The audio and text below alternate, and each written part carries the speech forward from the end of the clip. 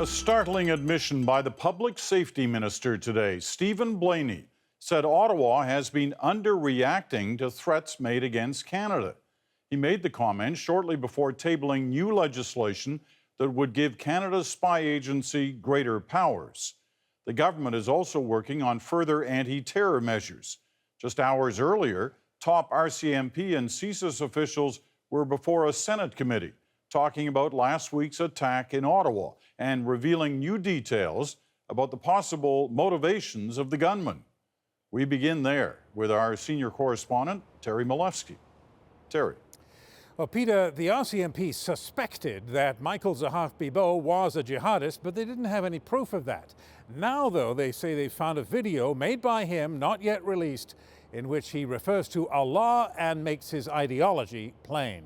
He was quite deliberate, he was quite lucid, and he was quite purposeful in articulating the basis for his actions.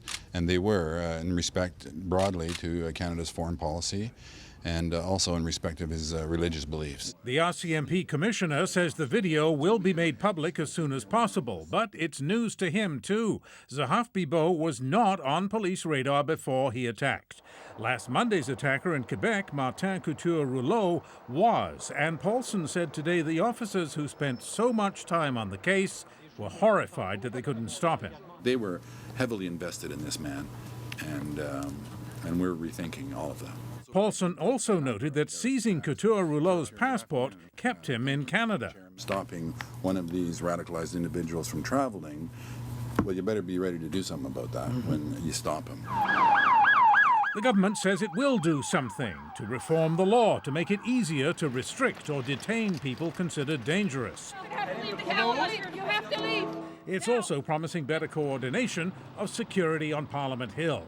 Last week's crisis involved 4 different agencies: Ottawa Police off Parliament Hill, the RCMP on the Hill, plus separate House and Senate guards inside the building. As you know, the silos we have today are not adequate. Security inside Parliament must be integrated with outside security forces. But there's always the problem of money. Keeping closer tabs on suspected jihadis will stretch the RCMP's budget even more. You never have enough money. You never do. I will never have enough money.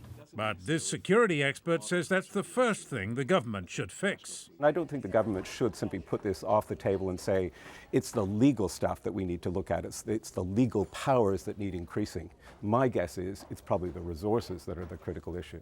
Commissioner Paulson was much too polite in his testimony today to openly plead for cash. That kind of thing happens off stage. But he did make it clear again that he is moving people out of other major crime investigations into terrorism. So this isn't the last we've heard about that, Peter. All right, Terry, thank you. Terry Milewski in Ottawa tonight.